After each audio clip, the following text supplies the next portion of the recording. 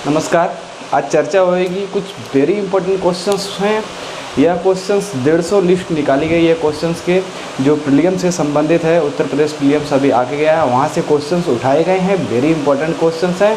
हम समझने की कोशिश करेंगे इनकी रूपरेखा, क्वेश्चंस कैसे बनते हैं, क्वेश्चंस में क्या पूछा जाता है, उसका एक हवा बना कर रखा गया है जो कि क्वेश्चंस बहुत अजीबोगरीब आते हैं। तो क्वेश्चंस नॉर्मली है, अगर आप पढ़ते हैं, लिखते हैं, पढ़ाई कर रहे हैं, तैयारी कर रहे हैं, तो क्वेश्चंस आपके आउट ऑफ माइंड नहीं जाएगा। ऐसा जाना पहचाना क्वेश्चंस रहेगा, पढ़ा लिखा रहेगा। तो इस बिंदु पर हम जो 150 क्वेश्चंस पूछे जाते हैं उत्तर प्रदेश प्रीलिम्स में, जीएस पेपर में और पीसीएस में भी पूछे जाते हैं, यूपीएससी में, तो जो उनके पूछने का जो तरीका क्या है, कैसे पूछते हैं, पॉइंट ऑफ व्यू क्या है, तो वह अभी देखिए आंकड़े पर। 1857 में बरेली उत्तर प्रदेश में क्रांतिकारी नेता कौन था? और 1857 भी बरेली उत्तर प्रदेश में क्रांतिकारी नेता कौन था? तो 1857 में जो क्रांति हुई थी, जन जागरण हुआ था, तो इसमें अलग अलग जगह अलग अलग नेता अपने देश को प्रेजेंट किए, अपने समूह को प्रेजेंट किए, अपने विरोध को जताया उन्होंने अंग्रेज़ों को भगाने के लिए। तो इसमें जो खान बहादुर, तो बहादुर खान इनका नाम था, बहादुर खान, यहाँ पे खान बहादुर लिखा हुआ है। तो यह थे 1857 बरेली के उत्तर प्रदेश क्रांतिकारी के नेता के रूप में, तो खान बहादुर थे। यह क्वेश्चन है। क्वेश्चन नंबर यहाँ पर 5, 6, 7, 8 इसलिए लिखा हुआ है क्या कि ब्लैक बोर्ड पर जो क्वेश्चंस है ना, बुकलेट डी से लाया गया है, बुकलेट डी से क्वेश्चंस उठाकर लाया गया है। तो कुछ क्वेश्चनों को छोड़ दिया गया है। ऐसा नहीं कि ये क्वेश्चन हम हल नहीं करेंगे, उनको भी हल करेंगे। उनको जो ब्रॉड है, उनको उनकी ब्रॉड कॉस्टिंग कर दी जाएगी यहाँ पर, क्योंकि उनको हल करने में टाइम ही नहीं बल्कि जगह ज़्यादा लेता है वो, तो उनको छोड़ दिया गया है। जो नॉर्मली क्वेश्चंस हैं उनको पहले देखिए, फिर इसके बाद में ब्रॉड वाला देखेंगे। पूरे 150 हम देखेंगे। तो आइए देखते हैं, निम्न में से कौन सा प्रावधान संविधान के भाग में सम्मिलित नहीं है? तो निम्न में से कौन सा प्रावधान संविधान के भाग में सम्मिलित नहीं है? अधिकरण भाग 11 में यही गलत है, क्योंकि आप नहीं सुने रहेंगे अधिकरण के बारे में। अधिकरण भी हमारे संविधान में कहीं पर क्या या भाग 11 में है, तो ऐसा कुछ भी नहीं है, तो यही गलत हो जाएगा। बाकी देख लीजिए, संग्रह सूची, संग्रह क्षेत्र भाग 8 में है, राजभाषा भाग 17 में है, एक अनुसूचित जनजाति भाग 10 में है। सही है। अगर 2 से 3 2 आप एलिमिनेट कर ले जाते हैं, 2 को सही कर लेते हैं, 3 को सही कर लेते हैं, तो चौथा अपने आप गलत हो जाता है। तो ठीक है, यहाँ ये हो गया। भारतीय संविधान में किस अवधि के लिए सभी सरकारी उद्देश्यों हेतु अंग्रेजी भाषा का उपयोग की अनुमति प्रदान की गई थी? भारतीय संविधान में कब तक, कितने समयावधि तक अंग्रेजी भाषा का उपयोग करने के लिए एक समयावधि रखी गई थी? तो वह यह है कि भारतीय संविधान में किस समयावधि, 15 वर्षों के लिए भारतीय संविधान में अंग्रेजी भाषा चलेगी, अंग्रेजी भाषा के ही द्वारा कार्यक्रम होएगा। क्योंकि वहाँ पर अंग्रेज़ों की छवि पड़ी थी, अंग्रेज हमारे देश में ही थे, कुछ आए कुछ गए, उनके द्वारा कानूनों को निर्धारण किया जा रहा था, और देसी विदेशी कानूनों से हम समझ रहे थे कैसे कानून बनेंगे, कैसी व्यवस्था चलेगी।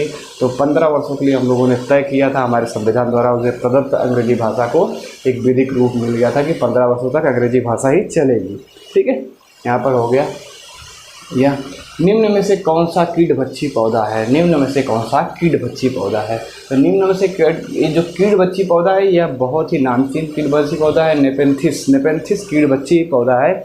यह नाइट्रोजन की कमी की पूर्ति करता है। जिसके पास नाइट्रोजन की कमी रहती है यहाँ वातावरण में, तो नाइट्रोजन कमी की पूर्ति के लिए एक गोला आकार के इनके पत्तियों के बीच में बना रहता है डमरू जैसा। तो वहाँ पर अगर कीट बैठेंगे, मक्खियाँ बैठेंगे, तो उसको बंद कर लेता है और वहाँ से अपने नाइट्रोजन की पूर्ति कर लेता है स्वयं। तो यह कीटभक्षी पौधा है, कौन सा है? नेपेंथिस कीटभक्षी पौधा है, याद रख लीजिए।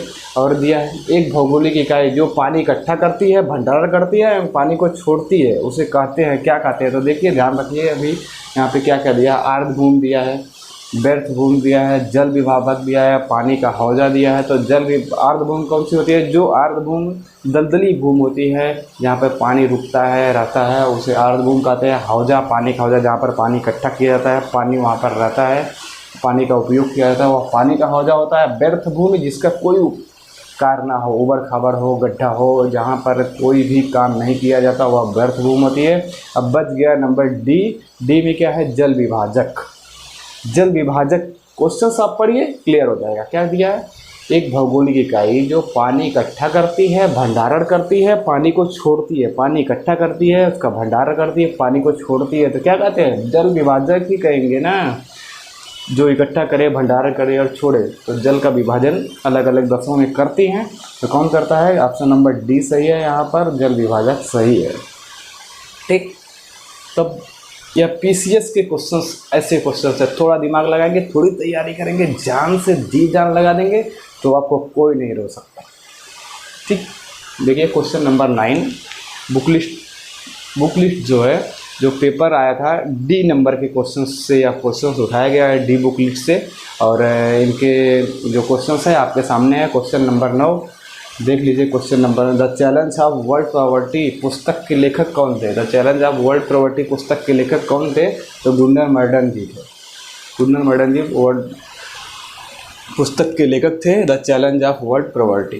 ठीक, और देख लीजिए यहाँ पर क्वेश्चन नंबर 10 क्या था? निम्न में से कौन सी भारतीय संविधान के अनुच्छेद 20 का हिस्सा नहीं है? निम्न में से कौन सा जो है भारतीय संविधान 20 का हिस्सा नहीं है? यातना के विरुद्ध निषेध, स्वयं अपने विरुद्ध साक्षी होना, कायोत्तर वेद, दोहरे दंड की प्रावधान, जो ये सब दिए गए हैं क्वेश्चंस। तो यातना के विरुद्ध जो निषेध है, यातना के विरुद्ध निषेध है या अनुच्छेद नंबर 20 में नहीं आता है, या ध्यान रख लीजिए। बाकी 20 में कायोत्तर वेद भी है, दोहरे दंड की प्रावधान भी है, स्वयं अपने विरुद्ध की, जो अपने विरुद्ध आप साक्षी नहीं बन सकते हैं। अगर आपने ही कुछ गलतियां की है तो आप ही उसके गवाहीदार नहीं बन सकते हैं, कोर्ट द्वारा मान्य नहीं होता है। ठीक है, आइए देखते हैं क्वेश्चन नंबर 12 क्या कहता है? संसाधनों का उपयोग तथा भविष्य के लिए उसके संरक्षण की आवश्यकता है संतुलन करने को हम क्या कहते हैं? जो संसाधन है उनका उपयोग किया जाता है तो भविष्य के लिए उसका संरक्षण भी किया जाता है, उसे क्या कहा जा सकता है? देखिए कितना आसान क्वेश्चन है। हम नहीं कह रहे कि पूरा पेपर ही आसान है, पेपर में बहुत सारे क्वेश्चन हैं लेकिन बहुत आसान भी है, मीडियम रेंज है। बहुत बढ़िया क्वेश्चन है। संसाधनों का उपयोग तथा भविष्य के लिए उसका संरक्षण किया जाता है तो क्या किया जाता है? डायरेक्ट ही आप उसको डी उत्तर यहाँ पर लगा सकते हैं, सतत विकास के लिए ही काम करेगा। क्वेश्चन नंबर जो 12 है वह भविष्य के संसाधन गलत हो जाएगा, खपत की कमी करने के लिए वो भी गलत हो जाएगा, संसाधन संरक्षण गलत है, सतत विकास है। सतत विकास में क्या किया जाता है? संसाधनों का उपयोग किया जाता है तो भविष्य के लिए उसका संरक्षण भी किया जाता है। ओके, तो क्वेश्चन नंबर डी यहाँ पर सही हो जाएगा। ठीक, पावर कटी, लेकिन हम चालू करेंगे अपना काम। Question number 14। अब 14 में क्या कहा जाता है? भारत में जनगणना का कार्य सर्वप्रथम कब किया गया? भारत में जनगणना का कार्य जो है सर्वप्रथम 1871 ईस्वी में कर दिया गया था। यहाँ से सर्वप्रथम जनगणना का कार्य चालू किया गया था 1871 ईस्वी में। ऑप्शन नंबर सी सही है। ओके, क्वेश्चन नंबर 15 देखिए, निम्न में से कौन सा आर्थिक क्रिया नहीं है? इसमें कौन सा आर्थिक क्रिया नहीं है? अगर थोड़ी सी भी विवेक आप लगाएंगे, थोड़ी सी भी अगर वहाँ पर अपने दिमाग की बत्ती जलाकर बैठेंगे तो एकदम क्वेश्चंस बहुत आसान है यार। देखिए, निम्न में से कौन सा आर्थिक क्रिया नहीं है? परिवहन करना, गाड़ी घोड़ा चलना आर्थिक क्रिया है, जी है। सरकारी आर्थिक क्रिया है, खेती किसानी आर्थिक क्रिया है। कौन सा ना? स्वैच्छिक समाज आर्थिक क्रिया नहीं है। क्वेश्चन नंबर डी सही हो जाएगा 15वां का। ओके, तो क्वेश्चन नंबर 17 देख लीजिए। क्वेश्चन नंबर 17 में क्या दिया है इन्होंने? लोकसभा की प्रथम महिला स्पीकर कौन है? तो बहुत ही चर्चित है, बहुत ही सबको जानकारी है, एकदम नॉर्मल क्वेश्चन है। या मीरा कुमारी लोकसभा स्पीकर थी, वही प्रथम महिला स्पीकर थी। और प्रथम महिला स्पीकर के बारे में पूछा जाता है तो मीरा कुमारी का नाम आप याद रखिए। प्रथम महिला लोकसभा स्पीकर मीरा कुमारी जी हैं। ओके, तो क्वेश्चन नंबर 19, विश्व में सामाजिक संरक्षण रिपोर्ट कौन प्रकाशित करता है? विश्व में सामाजिक संरक्षण रिपोर्ट कौन प्रकाशित करता है? तो विश्व में सामाजिक संरक्षण रिपोर्ट, आप नाम सुनिए, क्वेश्चंस इसके जो ऑप्शंस है वह देख लीजिए, आपको खुद पता चल जाएगा। तो विश्व बैंक या सामाजिक संरक्षण क्यों? विश्व बैंक क्या करेगा? विश्व बैंक का काम है मनी को इकट्ठा करना, उसका प्रावधान करना, उसके बारे में जानकारियाँ प्रदान करना। तो विश्व बैंक एक दूसरे के मनी के रूप में इस काम करता है विश्व बैंक। अंतर्राष्ट्रीय श्रम संगठन, यह सही हो सकता है, सही भी है, क्योंकि संरक्षण विश्व सामाजिक संरक्षण का जो प्रकाशित करती है रिपोर्ट अंतर्राष्ट्रीय श्रम संगठन ही करती है। ठीक है, विश्व आर्थिक मंच यह भी नहीं करेगा, यह अर्थ के रूप में जाता है। WHO यह भी नहीं करेगा, यह हेल्थ का समूह है। ठीक है, तो विश्व अंतर्राष्ट्रीय संगठन जो कि विश्व सामाजिक संरक्षण रिपोर्ट प्रदर्शित करता है, प्रकाशित करता है। ठीक है, ग्राम पंचायतों के समस्त चुनाव का संचालन कौन करता है? तो ग्राम पंचायतों का समस्त संचालन कौन करता है? तो ग्राम पंचायत, आइए ऑप्शन देखिए और आपको सब पता चल जाएगा। ऑप्शंस में देख लीजिए क्या है।